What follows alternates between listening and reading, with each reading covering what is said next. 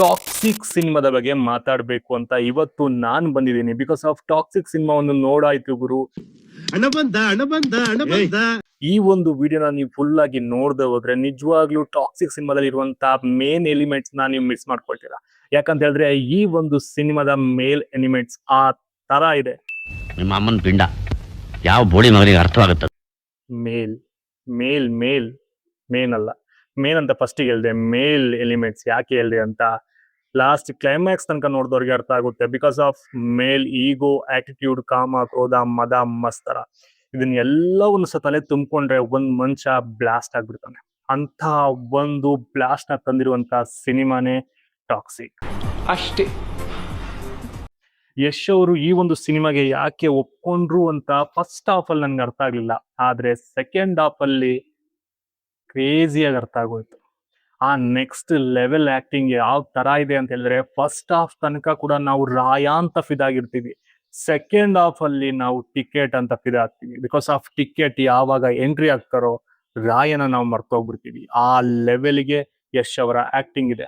ಇವರು ನಮ್ಮ ಕನ್ನಡದ ಹೀರೋ ಅಂತ ಹೇಳ್ಕೊಳಕ್ಕೆ ಒಂದು ಲೆವೆಲ್ಗೆ ಹೆಮ್ಮೆ ಅಂತೂ ಆಗುತ್ತೆ. ಇವರು ಇದು ಆಕ್ಚುಲಿ ಚೆನ್ನಾಗಿ ಸೂಪರ್ ಫ್ಯಾಂಟಾಸ್ಟಿಕ್. ಆ ಒಂದು ಸಿನಿಮಾಟೋಗ್ರಫಿ ಆಗಿರ್ಬೋದು, ಮ್ಯೂಸಿಕ್ ಆಗಿರ್ಬೋದು, ಆಕ್ಟಿಂಗ್ ಆಗಿರ್ಬೋದು, ಫ್ರೇಮ್ ಬೈ ಫ್ರೇಮ್ ಸೀನ್ ಆಗಿರ್ಬೋದು, ಪ್ರತಿ ಒಂದು ಕೂಡ ಗೀತು ಮೋಹನ್ ದಾಸ್ ಅವರ ಸಾಹಸಕ್ಕೆ ಒಂದು ಸಲ್ಯೂಟ್ ಅಂತ ಹೇಳ್ಬೋದು ಗುರು. ಯಾಕಂತ ಹೇಳಿದ್ರೆ ಗೀತು ಮೋಹನ್ ದಾಸ್ ಅವರ ಒಂದು ನಂಬಿಕೆ, ಧೈರ್ಯ ಈ ಲೆವೆಲ್ಗೆ ತಂದಿದೆ ಅಂತ ಹೇಳಿದ್ರೆ ಅದು ಗ್ರೇಟ್ ಗ್ರೇಟ್. ನಯನ್ತಾರ ಅವರ ಒಂದು ಆಕ್ಟಿಂಗ್ ಮಾತ್ರ ಕ್ರೇಜಿ ಆಗಿದೆ ಗುರು. ಹಾಗೆ ಅದ್ರಲ್ಲೂ ತಾರಾ ಸುತಾರಿ ಆಗಿರ್ಬೋದು, ಉಮಾ ಖುರೇಶಿ ಆಗಿರ್ಬೋದು, ಹಾಗೆ ರುಕ್ಮಿಣಿ ವಸಂತ್ ಆಗಿರ್ಬೋದು, ಎಲ್ಲರದು ಆಕ್ಟಿಂಗ್ ಸೂಪರ್. ರುಕ್ಮಿಣಿ ಅವರ ಒಂದು ಸೀನ್ ಇದೆ ಟ್ರೈಲರ್ ಅಲ್ಲಿ, ಆಯ್ತಾ, ನಾವು ಏನಿಗೆ ಮಾತಾಡಕ್ ಬಂದಿದೀವಿ ಅನ್ನೋ ತರ. ಆದ್ರೆ ಆ ಮಾತಾದ್ಮೇಲೆ ಒಂದು ಸಿನಿಮಾದ ಟೋನೇ ಚೇಂಜ್ ಆಗ್ಬಿಡುತ್ತೆ. ಗೊತ್ತುಂಟಾ? ಸಿನಿಮಾ ನೋಡಿ ಗುರು, ಸಾಕಾಗಿದೆ.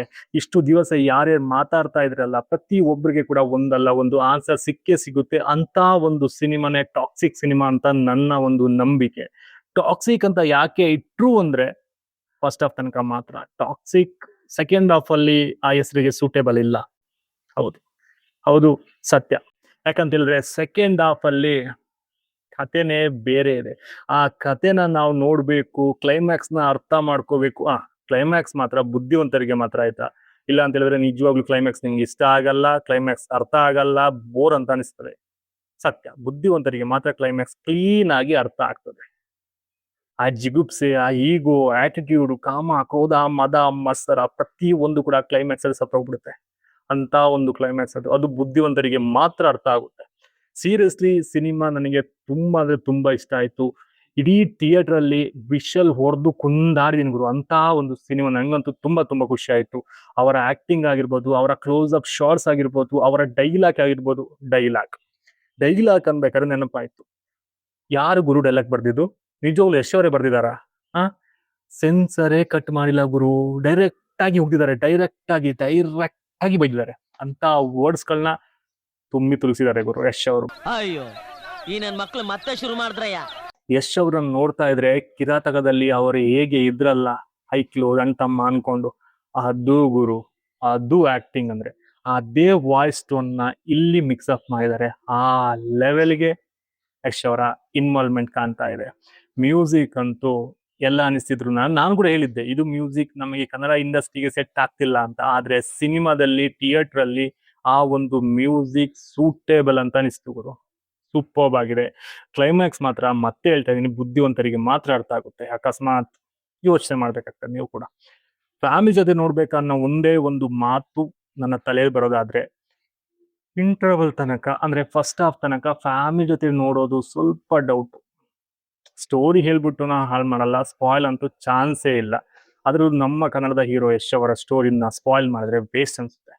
ಸಿನಿಮಾ ನೋಡಿ ಸಕ್ಕತ್ತಾಗಿದೆ. ಫ್ಯಾಮಿಲಿ ಮತ್ತೆ ಮಕ್ಕಳನ್ನ ಸ್ವಲ್ಪ ನೋಡ್ಕೊಳ್ಳಿ. ಬಿಕಾಸ್ ಆಫ್ ಮತ್ತೆ ಬೇರೆನೇ ಆಗ್ತದೆ, ಅದು ಸತ್ಯ. ಸಿಗೋಣ ಮತ್ತೊಂದು ವಿಡಿಯೋದಲ್ಲಿ. ಎಲ್ಲಿ ತನಕ ಈ ಒಂದು ವಿಡಿಯೋ ಹೇಗಾಯ್ತು, ಸಿನಿಮಾ ಹೇಗಾಯ್ತು, ಸಿನಿಮಾಗೆ ನೋಡಿದ್ರಾ ಇಲ್ವಾ, ಪ್ರತಿ ಒಂದು ಕೂಡ ಕಮೆಂಟ್ ಮಾಡಿ. ಕಮೆಂಟ್ ಮಾಡೋದ್ರಲ್ಲೇ ಗೊತ್ತಾಗೋದು ಯಾರ್ಯಾರು ಏನೇನು ಅನ್ಕೊಂಡಿದ್ರ, ಯಾರ್ಯಾರು ಏನೇನು ಅನ್ಕೊಂಡಿಲ್ಲ ಅಂತ. ಸಿಗೋಣ ಮತ್ತೊಂದು ವಿಡಿಯೋದಲ್ಲಿ. ತನಕ ಏನ್ ಮಾಡ್ಬೇಕು, ಕಿರು ಅಡ್ಡವನ್ನು ಸಬ್ಸ್ಕ್ರೈಬ್ ಮಾಡ್ಬೇಕು. Signing off Kiran Rathod. ಬಾಯ್.